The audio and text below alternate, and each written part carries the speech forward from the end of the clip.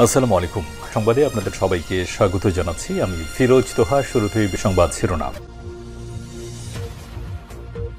জানিয়ে দেব এই মুহূর্তে হাতে পাওয়া সর্বশেষ গুরুত্বপূর্ণ আপডেট বাংলা সংবাদ। শুরুতেই থাকছে ঢাকা নিয়ে দিল্লি ওয়াশিংটনের 180 ডিগ্রি পরিবর্তন। বাংলাদেশ নিয়ে ভারত এবং যুক্তরাষ্ট্রের মনোভাবের ভিন্নতা কোনো গোপন বিষয় নয়। আওয়ামী লীগ সরকারের সময় বাংলাদেশের দুর্বল গণতান্ত্রিক ব্যবস্থা ও চরম মানবাধিকার লঙ্ঘনে যুক্তরাষ্ট্র একাধিকবার ভারতকে সতর্ক করে তাদের অবস্থান পরিবর্তনের চেষ্টা করেছে। কিন্তু গত 3 সপ্তাহে এই অবস্থানের 180 ডিগ্রি পরিবর্তন হয়েছে। এখন বাংলাদেশের সংখ্যালঘু তথা হিন্দুদের উপর নির্যাতন হচ্ছে।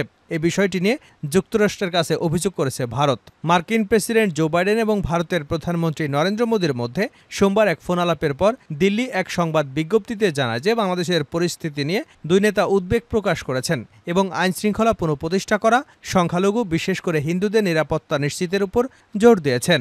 অবশ্য ওই ফোন আলাপ নিয়ে একই দিন ওয়াশিংটন থেকে প্রকাশিত প্রেস বিজ্ঞপ্তিতে বাংলাদেশের বিষয়টি কোনো উল্লেখই ছিল না। আপাত দৃষ্টিতে মনে হচ্ছে ভারতের কাছে যেটি খুব বেশি গুরুত্বপূর্ণ সেটি যুক্তরাষ্ট্রের কাছে ঠিক ততটা গুরুত্বপূর্ণ নয়। এবারে জানাবো আত্মসাৎকারীদের স্থানীয় সম্পদ অধিগ্রহণের কাজ শুরু। অর্থ আত্মসাৎকারীদের স্থানীয় সম্পদ অধিগ্রহণ এবং বিদেশে পাচারকৃত অর্থ ফেরানোর কাজ শুরু করেছে অন্তর্বর্তীকালীন সরকার। জানাবো হাসনাত আবদুল্লার খোঁজ নিলেন বিএনপি নেতা তারেক রহমান। সচিবালয়ের সামনে আনসারদের হামলায় গুরুতর আহত হয়ে সিএমএইচে ভর্তি বৈষম্যবিরোধী ছাত্র আন্দোলনের নেতা হাসনাত আবদুল্লার খোঁজ নিয়েছেন বিএনপির ভারপ্রাপ্ত চেয়ারম্যান তারেক রহমান। এদিকে প্রধান উপদেষ্টার বিশেষ সহকারী হলেন বৈষম্যবিরোধী ছাত্র আন্দোলনের মাহফুজ আলম। অন্তর্বর্তীকালীন সরকারের উপদেষ্টা ডক্টর মোহাম্মদ ইউনূসের আরও একজন বিশেষ সহকারী নিয়োগ দেওয়া হয়েছে। তার নাম মাহফুজ আলম। তিনি বৈষম্যবিরোধী ছাত্র আন্দোলনের লিয়াজো কমিটির সমন্বয়ক। মাহফুজ আলম ঢাকা বিশ্ববিদ্যালয়ের আইন বিভাগের 15-16 শিক্ষাবর্ষের ছাত্র। এবারে থাকছে বিএনপির স্থায়ী কমিটির সদস্য ডক্টর এজেডএম জাহিদ হোসেন বলেছেন, প্রশাসনের সর্বোচ্চ পর্যায় থেকে নিম্ন পর্যায় পর্যন্ত প্রতিটি প্রতিষ্ঠানে তাদের অর্থাৎ আওয়ামী লীগের লোক বহাল তবিয়তে বসে আছে। কিছু লোক সরেছে মাত্র। এদের প্রত্যেককেই এসব জায়গা থেকে সরিয়ে দিতে হবে। এবং সর্বশেষ জানাবো আন্তর্জাতিক সংবাদ। বিস্ফোরক বোঝাই ইসরায়েলগামী জাহাজ আটকে দিয়েছে নামিবিয়া। মঙ্গলবার রাতে জাহাজটি আটকে দেয় নামিবিয়ান পোর্টস অথরিটি। বিবিসির খবরে বলা হয়, চলমান গাজা যুদ্ধে ইসরায়েলের জন্য বিস্ফোরক বোঝাই জাহাজ পাঠিয়েছে ভিয়েতনাম। পরে ইসরায়েলগামী এমভি ক্যাথরিন নারে জাহাজটিতে যুদ্ধের সামরিক মালামাল পরিবহন করছে বলে কর্তৃপক্ষের সন্দেহ হয়। এর ফলে তারা জাহাজটিকে আটকে দেয়। এতক্ষণ শিরোনাম শুনছিলেন, এবার বিস্তারিত। প্রিয় দর্শক, আপনি যদি এই চ্যানেলে নতুন হয়ে থাকেন, ভিডিওটি দেখতে দেখতে চ্যানেলটি সাবস্ক্রাইব করে আমাদের সঙ্গেই থাকুন। আর এই ভিডিও সম্পর্কে আপনি আপনার মূল্যবান মতামতটি কমেন্ট বক্সে জানিয়ে দিন। আর হ্যাঁ প্রিয় দর্শক, জানিয়ে দিন ভিডিওটি কোথা থেকে দেখছেন। ঢাকা নিয়ে দিল্লি ওয়াশিংটনের 180 ডিগ্রি পরিবর্তন। বাংলাদেশ নিয়ে ভারত এবং যুক্তরাষ্ট্রের মনোভাবের ভিন্নতা কোনো গোপন বিষয় নয়। আওয়ামী লীগ সরকারের সময় বাংলাদেশের দুর্বল গণতান্ত্রিক ব্যবস্থা ও চরম মানবাধিকার লঙ্ঘনে যুক্তরাষ্ট্র একাধিকবার ভারতকে সতর্ক করে তাদের অবস্থান পরিবর্তনের চেষ্টা করেছে। কিন্তু গত 3 সপ্তাহে এই অবস্থানের 180 ডিগ্রি পরিবর্তন হয়েছে। এখন বাংলাদেশের সংখ্যালঘু তথা হিন্দুদের উপর নির্যাতন হচ্ছে। এই বিষয়টি নিয়ে যুক্তরাষ্ট্রের কাছে অভিযোগ করেছে ভারত। মার্কিন প্রেসিডেন্ট জো বাইডেন এবং ভারতের প্রধানমন্ত্রী নরেন্দ্র মোদীর মধ্যে সোমবার এক ফোন আলাপের পর দিল্লি এক সংবাদ বিজ্ঞপ্তিতে জানায় যে বাংলাদেশের পরিস্থিতি নিয়ে দুই নেতা উদ্বেগ প্রকাশ করেছেন এবং আইনশৃঙ্খলা পুনঃপ্রতিষ্ঠা করা, সংখ্যালঘু বিশেষ করে হিন্দুদের নিরাপত্তা নিশ্চিতের উপর জোর দিয়েছেন। অবশ্য ওই ফোন আলাপ নিয়ে একই দিন ওয়াশিংটন থেকে প্রকাশিত প্রেস বিজ্ঞপ্তিতে বাংলাদেশের বিষয়ে কোনো কিছু উল্লেখ ছিল না। আপাত দৃষ্টিতে মনে হচ্ছে ভারতের কাছে যেটি খুব বেশি গুরুত্বপূর্ণ সেটি যুক্তরাষ্ট্রের কাছে অতটা গুরুত্বপূর্ণ নয়। এ বিষয়ে জানতে চাইলে সাবেক একজন কূটনৈতিক বলেন, আওয়ামী লীগ সরকারের সময় ভারত অস্বস্তিকর অবস্থায় ছিল এবং যুক্তরাষ্ট্রসহ পশ্চিমা বিশ্ব সতর্ক অবস্থান নিয়েছিল। অন্যদিকে এখন দিল্লি সতর্ক অবস্থানে রয়েছে এবং পশ্চিমা বিশ্বে স্বস্তিকর অবস্থা বিরাজ করছে। মোটা দাগে সমীকরণ উল্টে গেছে। সংবাদ বিজ্ঞপ্তিতে বাংলাদেশ দুদেশের মধ্যে যখন রাজনৈতিক আলাপ হয় তখন দ্বিপাক্ষীয় বিষয়ের পাশাপাশি উভয় দেশের জন্য গুরুত্বপূর্ণ আঞ্চলিক ও বৈশ্বিক বিষয় নিয়ে আলোচনা হয়ে থাকে। তবে উভয় দেশের একটি অভিন্ন অবস্থান না থাকলে তৃতীয় দেশ নিয়ে আলোচনায় সাধারণত প্রকাশ করা হয় না। যেমন বাইডেন মোদি ফোন আলাপের পর উভয় দেশের সংবাদ বিজ্ঞপ্তিতে ইউক্রেন ইস্যুতে কথা হয়েছে বলে জানানো হয়েছে, কিন্তু শুধু ভারতের সংবাদ বিজ্ঞপ্তিতে বাংলাদেশের প্রসঙ্গটি এসেছে। এ বিষয়ে জানতে চাইলে নাম প্রকাশে অনিচ্ছুক সাবেক এক কূটনৈতিক বলেন, প্রতিবেশী হিসেবে বাংলাদেশ নিয়ে ভারতের যে স্বার্থ সেটি যুক্তরাষ্ট্রের স্বার্থের থেকে অনেক গুণ বেশি।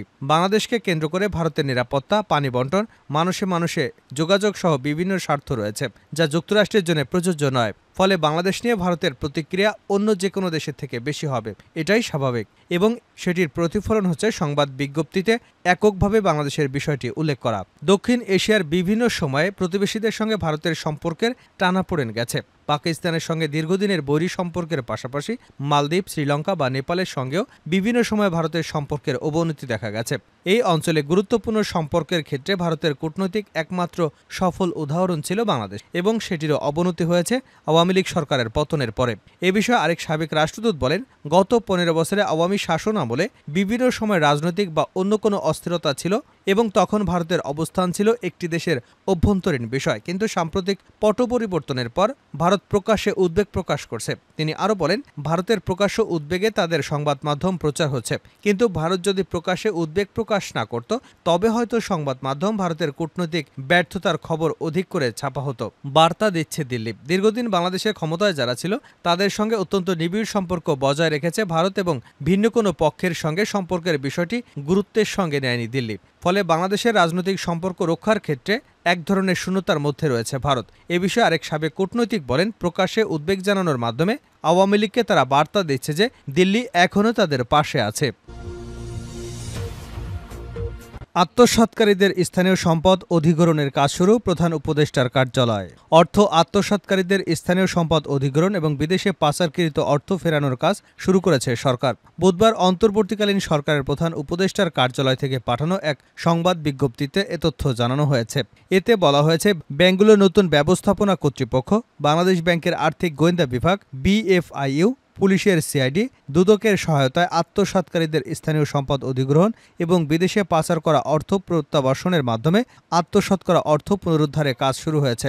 অর্থ প্রত্যাবাসনের বিষয়ে বিভিন্ন বিদেশি সংস্থার সহায়তা চাইতে ইতিমধ্যে যোগাযোগ শুরু হয়েছে। কিছু অসাধু ব্যবসায়ী এবং অন্যান্য প্রভাবশালী ব্যক্তি সাম্প্রতিক বছরগুলোতে ব্যাংকিং খাতে ব্যাপক দুর্নীতি এবং প্রতারণার মাধ্যমে নামে বেনামে বিপুল পরিমাণ অর্থ আত্মসাৎ করেছেন এবং বিদেশে পাচার করেছেন। এর সঠিক পরিমাণ নির্ণয়ের কাজ চলমান রয়েছে। এই আত্মসাৎ করা অর্থের পরিমাণ লক্ষাধিক কোটি টাকার উপরে হবে বলে ধারণা করা হচ্ছে। এ ধরনের দুর্নীতি এবং অর্থ পাচারের সঙ্গে সংশ্লিষ্ট ব্যাংক, আর্থিক প্রতিষ্ঠানগুলোতে ইতিমধ্যে সংস্কার কার্যক্রম হাতে নেওয়া হয়েছে। এর মধ্যে ইসলামী ব্যাংক, সোশ্যাল ইসলামী bank, national bank, United commercial bank, global ইসলামী ব্যাংক, ইউনিয়ন ব্যাংকের পর্ষদ পুনর্গঠন করা হয়েছে। অবশিষ্ট ব্যাংক এবং আর্থিক প্রতিষ্ঠানের সংস্কার কার্যক্রম শুরু করা হবে। নতুন ব্যবস্থাপনা কর্তৃপক্ষের মাধ্যমে আত্মসাৎ করা এসব অর্থের প্রকৃত তথ্য সংগ্রহ করা হবে এবং তাদের মাধ্যমে আত্মসাৎ করা অর্থের প্রকৃত পরিমাণ নির্ণয়ে অডিট কার্যক্রম শুরু করা হবে। সরকার খুব শিগগিরই একটি ব্যাংকিং কমিশন গঠন করবে, যারা সংশ্লিষ্ট প্রতিটি ব্যাংকে তদন্ত সাপেক্ষে প্রকৃত চিত্র প্রকাশ করবে এবং ব্যাংকগুলোর পুনর্গঠনের জন্য 6 মাসের মধ্যে একটি বাস্তবায়নযোগ্য রোডম্যাপ প্রণয়ন করবে। বিজ্ঞপ্তিতে বলা হয়, বাংলাদেশ ব্যাংক সরকারের লক্ষ্য হল সব আন্তর্জাতিক মানদণ্ড পরিপালনে সক্ষম একটি শক্তিশালী ব্যাংকিং খাত গড়ে তোলা। তবে এই উদ্দেশ্য অর্জনের কার্যক্রম শুরু থেকে শেষ পর্যন্ত আন্তর্জাতিক কারিগরি সহায়তা এবং অর্থের প্রয়োজন হবে। হাসনাত আবদুল্লাহর খোঁজ নিলেন তারেক রহমান। সচিবালয়ের সামনে আনসারদের হামলায় গুরুতর আহত হয়ে সিএমএইচে ভর্তি বৈষম্য বিরোধী ছাত্র আন্দোলনের নেতা হাসনাত আবদুল্লাহর খোঁজ নিয়েছেন বিএনপির ভারপ্রাপ্ত চেয়ারম্যান তারেক রহমান। বুধবার বিকেলে বিএনপির স্বাস্থ্য বিষয়ক সম্পাদক ডাক্তার রফিকুল ইসলাম সিএমএইচে গিয়ে দলের ভারপ্রাপ্ত চেয়ারম্যান তারেক রহমানের পক্ষে তার শারীরিক অবস্থার খোঁজখবর নেন। আনসারের হামলায় গুরুতর আহত হয়ে সচিবালয়ের সামনে অচেতন অবস্থায় পড়ে থাকলে বিএনপির নেতাকর্মীরা তাকে মেডিকেলে ভর্তি করেন এবং সঙ্গে সঙ্গে আইসিইউর ব্যবস্থা করা হয়। তার গুরুতর আহতের খবর শুনে সেই সময় ঢাকা মেডিকেলে ছুটে যান দলের সিনিয়র যুগ্ম মহাসচিব অ্যাডভোকেট রুহুল কবির রিজভী। ডাক্তার রফিকুল ইসলাম সহ ড্যাবের চিকিৎসকরা তাকে তাৎক্ষণিক চিকিৎসার ব্যবস্থা করেন। প্রধান উপদেষ্টার বিশেষ সহকারী হলেন বৈষম্যবিরোধী ছাত্র আন্দোলনের মাহফুজ আলম। অন্তর্বর্তী সরকারের প্রধান উপদেষ্টা ডক্টর মোহাম্মদ ইউনূসের আরও একজন বিশেষ সহকারী নিয়োগ দেওয়া হয়েছে, তার নাম মোহাম্মদ মাহফুজ আলম। তিনি বৈষম্যবিরোধী ছাত্র আন্দোলনের লিয়াজো কমিটির সমন্বয়ক। মাহফুজ আলম ঢাকা বিশ্ববিদ্যালয়ের আইন বিভাগের 2015-16 শিক্ষাবর্ষের শিক্ষার্থী। বুধবার এ বিষয়ে প্রজ্ঞাপন জারি করেছে জনপ্রশাসন মন্ত্রণালয়। এতে বলা হয়, মাহফুজ আলমকে অন্যান্য প্রতিষ্ঠান এবং সংগঠনের সঙ্গে কর্ম সম্পর্ক পরিত্যাগের শর্তে প্রধান উপদেষ্টার বিশেষ সহকারী পদে চুক্তিভিত্তিক নিয়োগ দেওয়া হয়েছে। তাকে সচিব পদমর্যাদায় বেতন এবং আনুষঙ্গিক সুবিধাসহ ওই নিয়োগ দেওয়া হয়েছে। যোগদানের তারিখ থেকে প্রধান উপদেষ্টার মেয়াদ অথবা তার সন্তুষ্টির সাপেক্ষে তার এই নিয়োগ কার্যকর হবে। এর আগে 24শে অগাস্ট অবসরপ্রাপ্ত লেফটেন্যান্ট জেনারেল আব্দুল আজিজকে প্রধান উপদেষ্টার বিশেষ সহকারী নিয়োগ দেওয়া হয়। তিনি প্রতিরক্ষা এবং জাতীয় সংহতি উন্নয়ন বিষয়ক দায়িত্ব পালনে প্রধান উপদেষ্টাকে প্রয়োজনীয় সহযোগিতা প্রদান করবেন।